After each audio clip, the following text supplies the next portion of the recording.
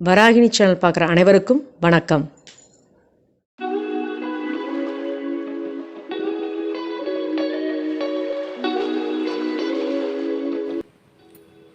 இன்றைக்கி நம்ம பார்க்க போகிற வீடியோ வந்து ஸ்நாக்ஸ் ரெசிபி எப்படி செய்யலான்னு பார்க்கலாம்.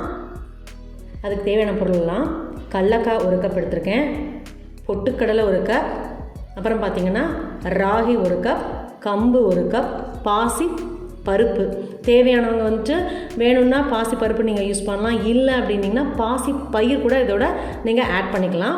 அதுக்கப்புறம் பார்த்திங்கன்னா கொஞ்சம் சீரகம், தேவையான அளவு காரத்துக்கு மிளகு, அவ்வளோதான். இது நம்ம நல்லா எல்லாத்தையுமே அரைச்சிட்டு மாவு பண்ணிவிட்டு சப்பாத்தி மாதிரி குட்டி குட்டி சப்பாத்தியாக போட்டு நம்ம குழந்தைங்களுக்கு கொடுக்கலாம். வாங்க வீடியோக்குள்ள போகலாம். இப்போ ஒன்றையும் நம்ம வந்து நல்லா ஃப்ரை பண்ணிக்கணும். ஃப்ரை பண்ணிவிட்டு நல்லா மாவை அரைச்சிக்க வேண்டியது தான். வந்துட்டு கம்பு போட்டுக்கலாம். கம்பெல்லாம் நல்லா சுத்தம் பண்ணிவிட்டு நம்ம எடுத்துக்கணும். நல்லா ஃப்ரை பண்ணலாம். தேவையான உப்பு கொஞ்சம் போட்டுக்கோங்க. பாருங்க நல்லா ஃப்ரை ஆகிடுச்சு. பாருங்க ஒயிட் ஒயிட்டாக பொரிஞ்சு வந்தாச்சு. இப்போ நம்ம ஆஃப் பண்ணிடலாம். கம்பு ஆச்சு. இப்போ வந்து ராகி, இதுவும் அதே மாதிரி நல்லா சுத்தம் பண்ணிவிட்டு நம்ம ஃப்ரை பண்ணணும். எண்ணெயெல்லாம் எதுவும் விடக்கூடாது, வெறும் வானலில் தான் நல்லா ஃப்ரை பண்ணிக்கணும். பாருங்கள் ராகியும் நல்லா பொரிச்சல் வந்துருச்சு. வந்து ஸ்டவ் ஆஃப் பண்ணிவிட்டு நம்ம இதை அரைக்கிறதுக்கு எடுக்கலாம். அடுத்தது பாசி பருப்பு. வந்து லைட்டாக கலர் மட்டும் மாறினா போதும், ரொம்ப கருக விட்டுறாதீங்க. பாருங்கள் நல்லா கலர் மாறிடுச்சு. நம்ம ஸ்டவ் ஆஃப் பண்ணிட்டு நம்ம எடுத்துக்கலாம். அடுத்து பார்த்திங்கன்னா கடலக்காய் நல்லா வறுபட்டுருச்சு, நல்லா வெடிக்க ஆரம்பிச்சிருச்சு. நம்ம ஸ்டவ் ஆஃப் பண்ணிட்டு எடுத்துக்கலாம். பொட்டுக்கடலை வந்து ஃப்ரை பண்ண வேண்டியதில்லை, அப்படியே நம்ம ஆட் பண்ணிக்கலாம்.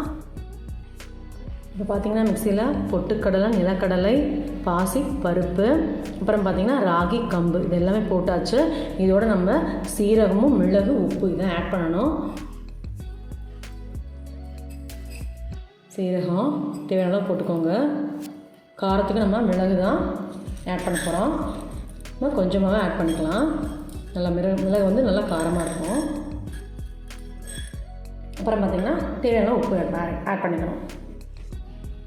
தேவையான அளவு உப்பு, அவ்வளோதான். நல்லா அதை மிக்சியில் நல்லா சூப்பராக ஃபைனாக அரைச்சிட்டு வந்துட வேண்டியதுதான்.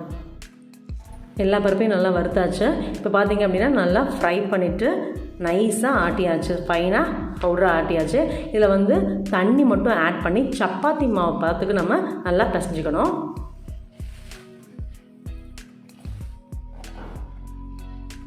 கொஞ்சம் கொஞ்சமாக தண்ணி விட்டுக்கோங்க, நல்லா சப்பாத்தி மாவு பசத்துக்கு.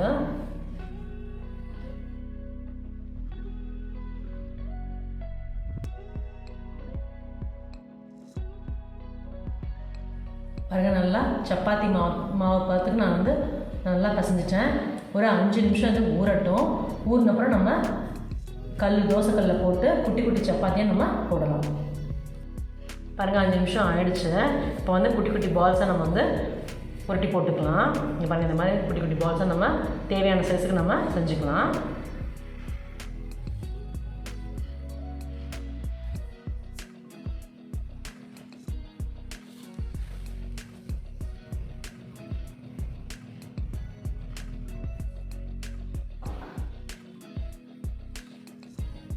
சப்பாத்தி கல்லில் வந்து சப்பாத்தி மாதிரி நல்லா அமுத்திட்டேன். இதை வந்துட்டு நம்ம தோசைக்கல்லில் போட்டு கொஞ்சம் நெய் விட்டு நல்லா முன்னாடி பின்னாடி நல்லா வேக வைக்க வேண்டியது தான். இப்படி குட்டி குட்டியாக நம்ம தட்டிக்கலாம். ஃபுல்லாக எல்லாம் தட்டியாச்சு. கொஞ்சம் நெய் மட்டும் இதில் விட்டுக்கலாம். நம்ம நெய் விட்டுட்டு திருப்பி போடலாம். நீங்கள் வேணால் எண்ணெய் கூட விட்டுக்கலாம், நம்ம சாய்ஸ் தான். நெய் விட்டு கொஞ்சம் குழந்தைங்க இஷ்டமாக சாப்பிடுவாங்க, வாசனையாக இருக்கும் சூப்பராக. ஏன்னா மிளகு சீரகம்லாம் சேர்த்துக்கோங்க இல்லையா, அதனால் அதெல்லாம் நல்லா முன்னாடி பின்னாடி நல்லா திருப்பி போட்டுக்கோங்க. சூப்பராக இருக்குது.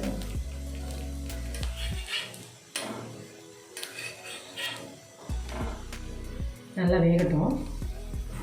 பாருங்கள், நல்லா ரோஸ்ட்டாக ஃப்ரை ஆகிடுச்சு சூப்பராக.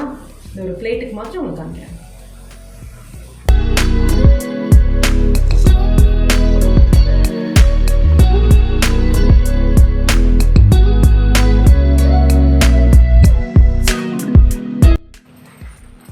ஸ்நாக்ஸ் குட்டி சப்பாத்தி சூப்பராக ரெடி ஆச்சு. செம்ம டேஸ்ட்டாக இருக்குது. இந்த மாதிரி டிஃப்ரெண்ட்டான டிஷ்ஷஸ்லாம் பார்க்கணுன்னு நினச்சிங்கன்னா என்னோடய வீடியோவை சப்ஸ்கிரைப் பண்ணுங்கள். மறக்காமல் பெல் ஐக்கானை கிளிக் பண்ணிடுங்க.